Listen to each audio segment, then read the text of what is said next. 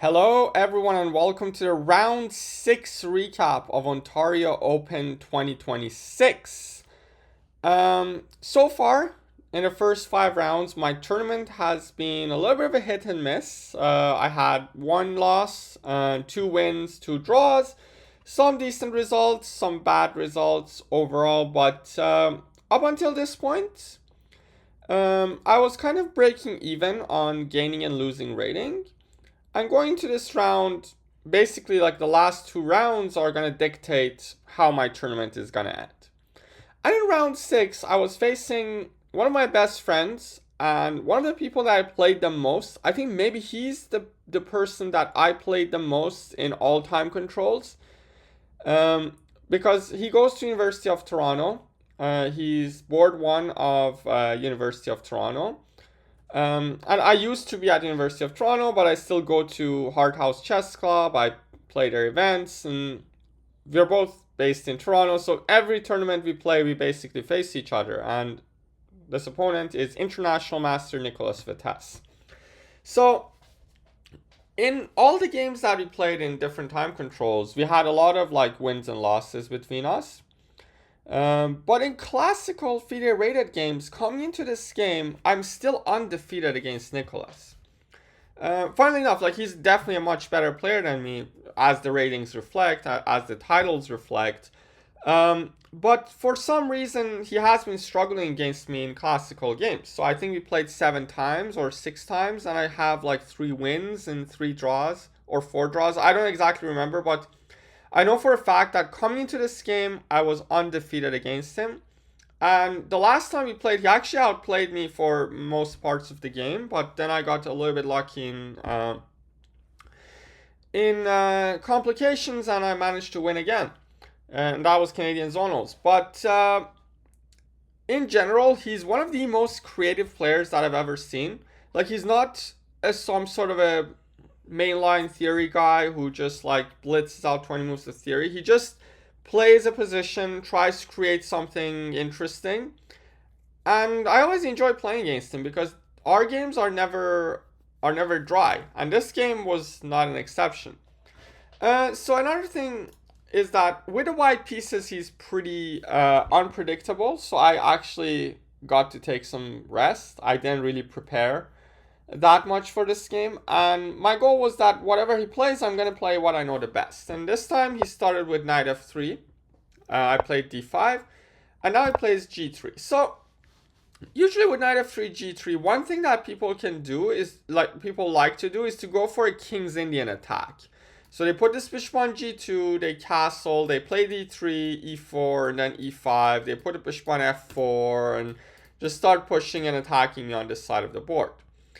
And I kind of had, like, maybe many years ago, I had many losses in that system. So I came up with this idea that I've been playing a lot with success. And that is to start with g6.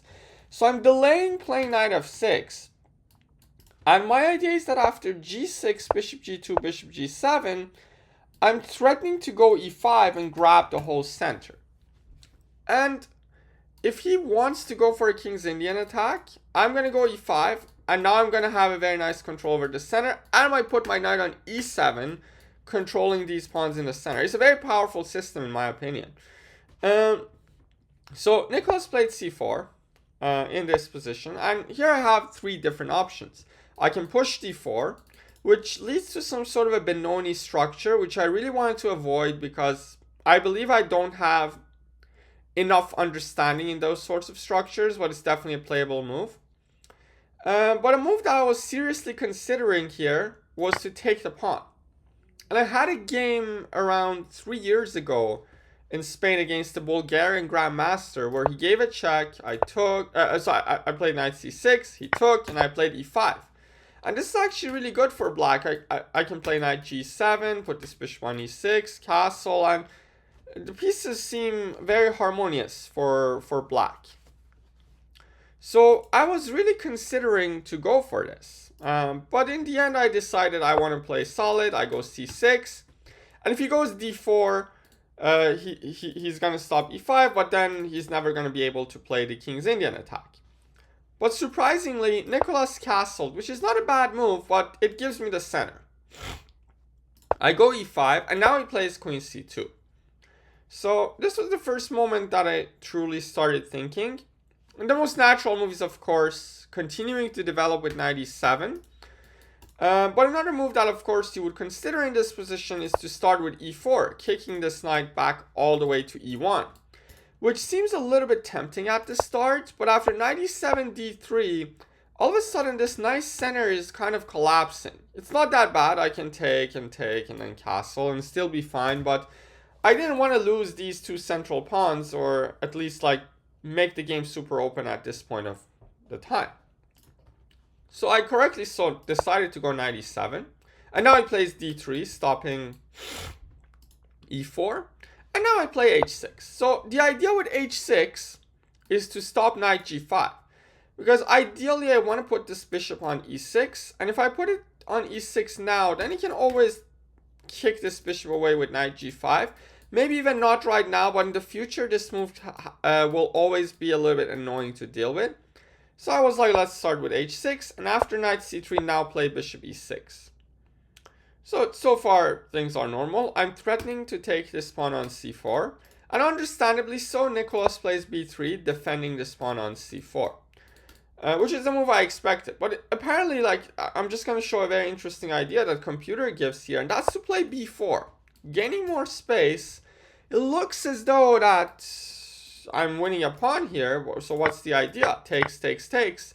I don't see right off the bat what white can do, but apparently after rook d1 hitting the queen, and then queen c2 queen c7, knight d2 hitting the bishop on c4, I have to drop this bishop back to a6, and now knight comes to e4, threatening to check on d6, and after a castle there comes bishop a3, and all of a sudden, even though I'm up a pawn, white gets so much initiative. Like, as you saw, like, from this point, every move comes with a threat. Rook d1 comes with a threat on the queen, knight d2 comes with a threat on the bishop, and then knight e4 comes with a check threat here.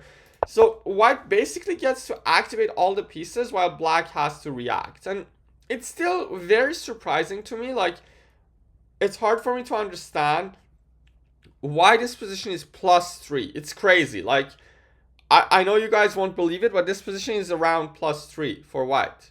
Maybe if I play some more moves, I understand it. But the thing is, probably b5 is coming next. If I go b5, then this bishop is dead.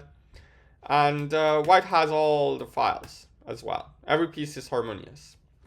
Anyways, b3 is a natural human move. I castled, and now it plays bishop a3. Creating this pin on the knight on e7. One thing I forgot to say about Nicholas is that he loves to play very chaotic. As I said, he's a very creative player, so his games become very unorthodox. His games become very complicated, and that's actually very good because he's really good at beating low-rated players. He has great scores against them, and he always creates chances against people who are rated like 2100, low 2200s. Even myself, like every time we play, he creates chances. He just didn't get lucky yet to beat me.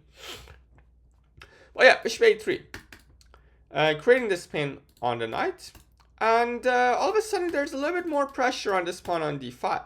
So I was already thinking maybe there are ideas where you can drop this knight back to d2, putting more pressure on this pawn on d5. And if I ever push, then the knight comes to e4, then can come to d6 or c5. So ideally, I don't want to push this pawn to d4. So I played knight d7, continuing my development and bolstering my center a little bit more. Another move that I considered was rook e8, which is very natural, just getting out of the pin. And this is what I should have done. But I was a little bit worried that he's going to take and then play knight b5. So it's a little bit scary because he's having a double threat of going to c7 and going to d6. So a natural move like knight to c6 fails to knight d6, winning the pawn on b7. So the move that I missed here, which was not that difficult to see, was to play queen d7. Very nice move. And the idea is that obviously if knight d6, my pawn is guarded, so I simply go rook d8. Now this knight looks very loose on d6. Not a great square for him. And if he goes knight c7, that's a huge blunder because it loses to rook c8, creating the pin. And if he defends the knight, now I go knight a6 and win some material. And even instead of queen d7, I could even go knight ec6 apparently and meet knight d6 with rook e7. And there are no discoveries here. Black is doing great. If I had seen any of these, I would have been in a fine position. But unfortunately, I just played knight d7. Still not a bad move. Black is still slightly better because of the good center. So Nicholas took and played rook ac1.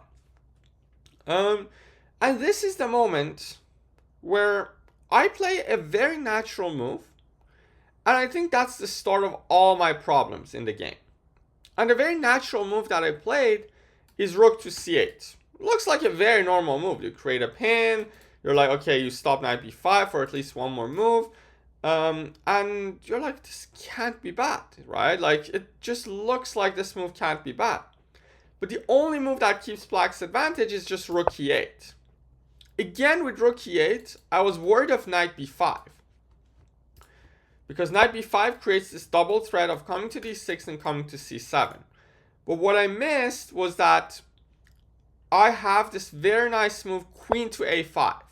Hitting the knight and the bishop. The knight cannot be defended. The knight cannot be moved because the bishop drops. So he needs to take on e7, but then I take the knight. And once the bishop goes back, there are many moves for Black here.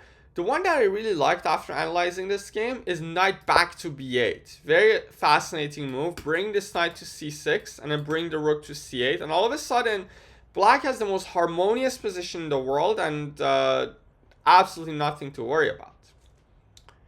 But unfortunately, I was a little bit scared of knight b5, so I decided to go rook c8. And now, after queen d2, knight b5 threat is renewed, but this time it's going to be a little bit stronger.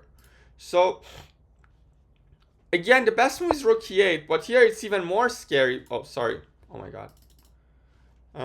Here it's even more scary to play rook e8 because knight b5 still comes, and now this time knight d6 is coming with a double attack.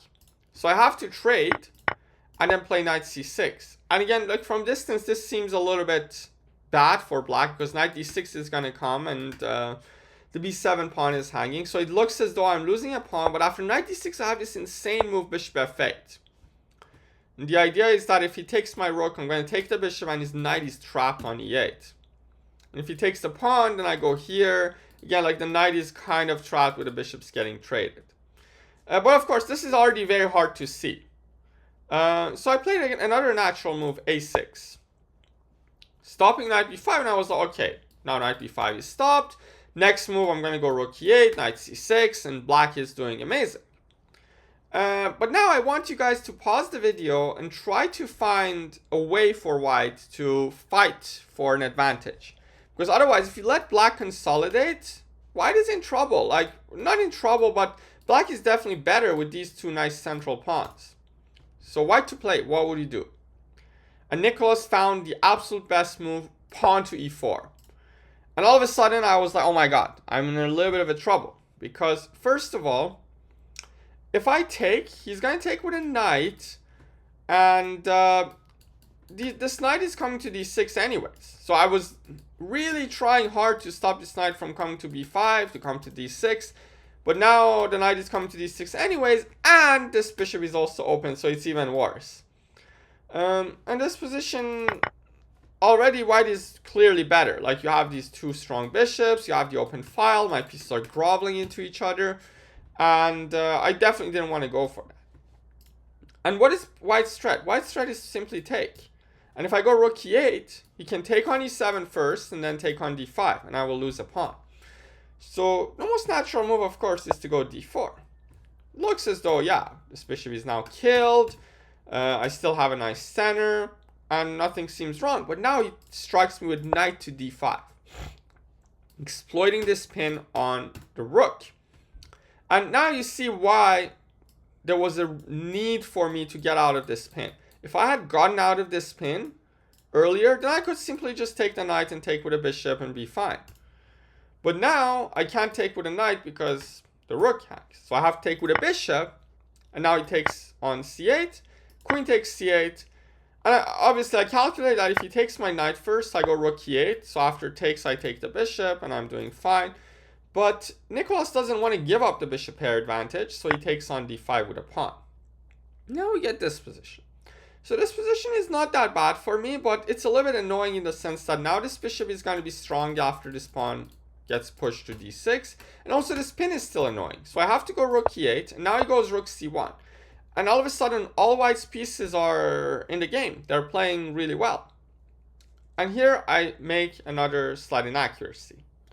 So you guys can pause the video and think, would you put the queen on d8 or would you put the queen on b8? I decided to put the queen on b8, which seems more natural to begin with. Because when you put the queen on d8, this rook on e8 gets kind of stuck. But the queen on b8, you can always think about ideas once you move your knight away to go rook c8 and fight for the c file. And even if he wants to like instantly put pressure on the file, you can instantly go rook c8 and fight for the file again. That was my main rationale behind playing queen b8. The problem with queen b8 though is that you're leaving a loose piece on d7. Another problem with this move is that he could have gone queen a5 and fight for the c7 square, and I can't go rook c8 just yet. I mean, I can, now that I think about it. If I go rook c8, oh, I can't. Yeah, I can't go. I was thinking if he takes, I can take the rook, but he can trade the rooks first. If I take with a queen, he takes my knight, and if I take with a knight, he gives this check on d8. And if I go back, then the pawn just starts coming, and my queen is stuck, and I can do nothing. So after queen a5, I can't really fight for the file, and he can come in. But he played another interesting move, bishop to h3, highlighting the fact that my knight on d7 is hit. And now if I move the knight away, he can start pushing this d pawn. d6, d7, all with tempo, and this doesn't look good. But I saw that to begin with, I was like, okay, I just go f5. I get a very nice center, I block this bishop forever, and if I can get, like, now I'm threatening to take the pawn. If he goes here, I go here. I start to think, oh my god, I'm doing well. I'm hitting the pawn on d5, and this bishop is killed. e4 is coming at some point. So black is getting back into the game. But then he strikes me with a very nice move, knight to h4, hitting this pawn on g6. So first things first, if I take the pawn on d5, my pawn on g6 is hanging. And he's already threatening to take this knight and then take this pawn on g6. The most natural move that comes to your mind might be king h7. Just to guard the pawn on g6. But the problem with this move is that he simply goes d6, hitting my knight. And once I move this knight away, now comes a very nice sacrifice, knight takes f5. So I can't take because he's going to take and win the knight. So I'm just going to be down a very crucial pawn, and I'm going to lose the game. So understandably so, I don't go king h7 because of knight takes f5 tactics after d6. I play knight f8. Guard this pawn with a knight and also get out of this line. So Nicholas plays d6, I play knight c6, and now he plays d7.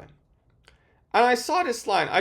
So you might ask, why do you not go knight d5? Because knight d5 looks better to begin with. If I go knight d5, after d7, rook d8, I can possibly come to play knight c3, get a nice outpost. So initially my idea was to go knight d5.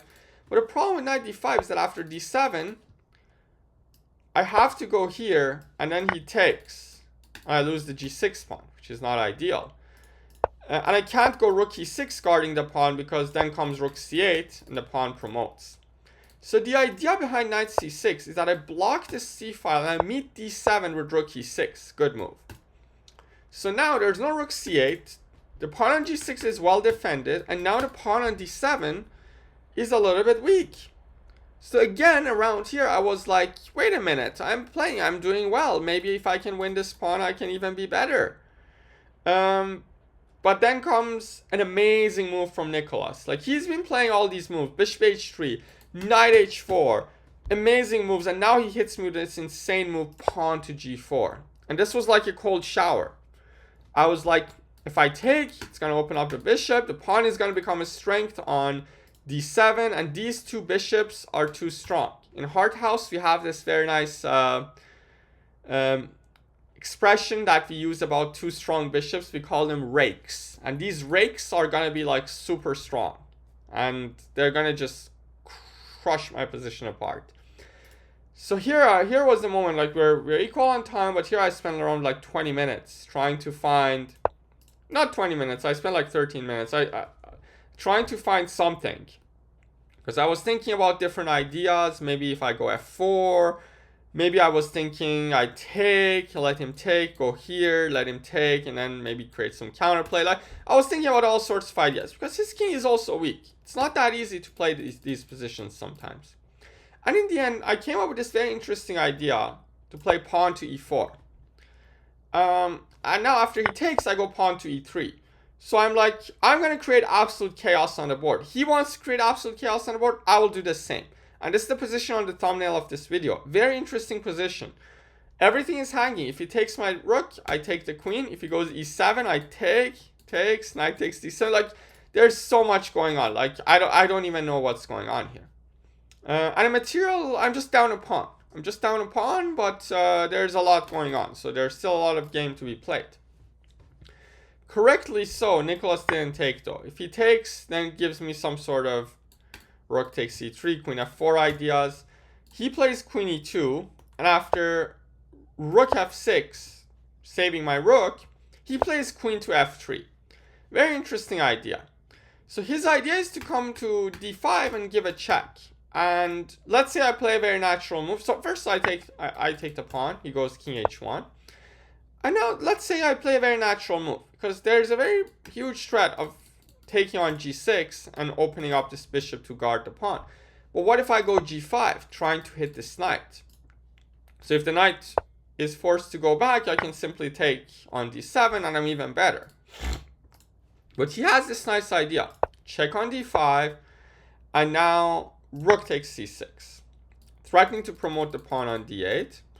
And now if I take the pawn, trying to hit the rook and maybe have my own threats here, he can simply just go rook c1 back. And if I take the knight, he takes my knight, and I'm down a piece. And I don't have any checkmating ideas. He's just going to go rook here, bishop here, and everything is going to be fine for him. So I decided to play queen e5, stopping this queen from coming to d5 with check. And my knight is guarding the promotion square here. And if he takes on c6, it's going to be a huge blunder, because I go queen. Oh my god, what's going on with this today? If he takes on c6, I'm going to have this very nice checkmating 2, check on e1. And if king g2, then queen g1 is checkmate. Obviously, Nicholas is not going to fall for that. So he correctly decides to take my pawn on f2, which was a very annoying pawn. If he doesn't, I still have queen e1 ideas here, for instance. So he takes the pawn, but it gives me a chance to go queen d5 check, queen g2, and capture this annoying pawn on d7. So now the material is actually equal for one moment. But the problem is that this pawn is hanging. If he gives me like one moment to push g5, then I'm going to be very much in the game. But he gives this check on d5. I can't go to f7, I can't go to f8. Again, these rakes are too strong. And when I go to h7, he's going to take this with check. So I go to h8, where he takes with knight, and I go king h7. And now he plays bishop to e6. And even though I'm just down one pawn, look at the pieces. Like, again, these rakes are too strong. My knights can't do much. And now I have to play knight f8 to just break free in the position. Just trade some pieces and get some of these pieces playing. Nicholas takes on f8, I take back, knight f4, bishop d6, knight h5, and now rook f8. And now he plays rook to g1. So his idea is to come in and give a check and win this pawn on b7. And now I play bishop e5, stopping this idea. And I'm just down a pawn. I was thinking, okay, I know I'm definitely much worse. But maybe with opposite colored bishops, maybe there's a good chance to try and hold this endgame. But the problem is that, first of all, the knight still exists and the rook still exists. If I can somehow trade the rooks and trade the knights, it's going to be a draw. I'm going to stick my king here, put the pawns on dark squares, and it's going to be a draw.